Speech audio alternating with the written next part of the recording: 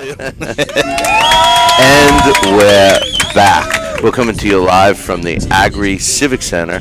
We're in the middle of in Okeechobee, Florida. We're in the middle of the Big O Barbecue Tournament, and joining me right now is the organizer of that event, Noel Stephen. Thanks for joining us, Noel. I appreciate you having me, sir. Tell us about this event. I know that there's a cause for it. Tell us how it got started and all that happy stuff. O.L. Rollerson Scholarship Fund started from O.L. Rollerson himself. He was a sheriff in Okeechobee County. He was my father-in-law.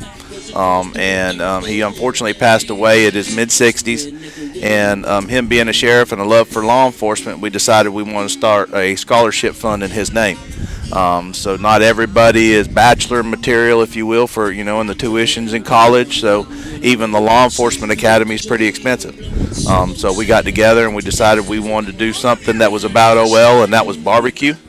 And everybody's kind of, it's kind of popular right now, and everybody has fun. It's a good sharing, and so we started the barbecue competition, and we raised money from this scholarship to send a graduating senior to the Law Enforcement Academy. And this is our 5th competition, and we have sent 3 people through the academy, 2 of which have been certified, and 2 are currently working for the Okeechobee County Sheriff's Office. That's great stuff. Now, OL was a big barbecue guy. Is that what it was? I mean, just like home barbecue, or was he in competition? He wasn't in competition. It was a rural community. When somebody has cancer and benefits and things of that nature, not just a backyard barbecue guy. And he just enjoyed doing it and sharing with people, and that's what it was all about. We all kind of have a competitive nature, and this little spin on it makes it exciting.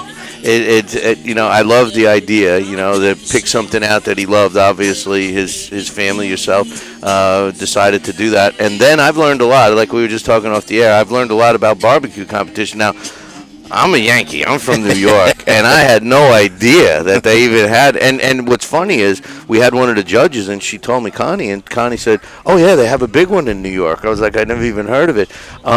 I got to meet some of the competitors, and this is serious business. Yes, sir. It's definitely, they spend money a lot. They throw a lot of money. These competitors spend $1,000 a week or weekend, to come here and compete between the meats and the seasonings, and the judges travel 2 to 3 hours to get here, and it's a point system and runs for a year long. So I mean, but it's the fellowship is really where it's at. Everybody sharing for a good time, good causes. And it's good, clean family fun. I tell you, one of the things I've learned is that these competitors really razz each other, and but they're quick to help each other. I heard a story earlier that a neighbor next to the 2 competitors forgot his meat, and the guy next to him handed him the meat to compete with, and he beat him with his own meat. And they're razzing each other, and I find that great because, yes, competition, like you said, is important, but helping each other out is too, and it seems like that's kind of goes hand in hand with your whole cause. Absolutely. It's just everybody sharing and a good time, and we just all enjoy it. Now, the point system, I learned winners can win by 1,000th of a point. I mean, that's some tough stuff. And I also didn't realize that the judges actually have to go through a training to learn how and what to look for. When the wife and I started and we decided we were going to do the competitive stuff, we've dabbled with the competitive stuff, and I wanted to learn. So, there's cooking schools and there's also judges. So I went through a judging school, and it was 4 hours that you got to sit through class, and then you have to attend a contest and judge a contest before you're certified. And once they do that, they have to work their way up to the ranks before they get like a big competition like this, right? Like a judge, a rookie judge, so to speak, right out of the class isn't going to get to judge this. Well, a majority of them are retired, but young men like you and I, very young. Yes, sir, absolutely. But it's you got to submit for these because there's a calendar online, with the technological world we're in. And some of these folks are 6 months and 8 months signing up to judge a contest, and a working person, man or woman, doesn't know if they're going to be able to be off like 2 weeks. So it's hard to get your name in there.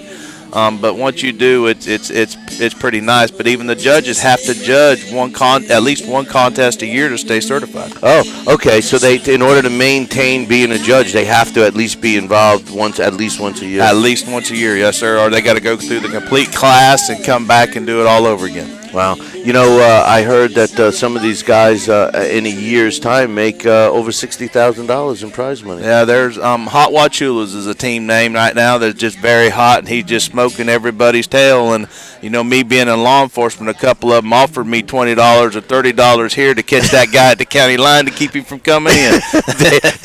There you go. Yeah, so I thought it might be a fundraising cause. Yeah. Like what can you put in this hand to make the lights go on with this hand? I see. That's good stuff. But tell us about how people can find out about donating to your scholarship fund and information about your next event.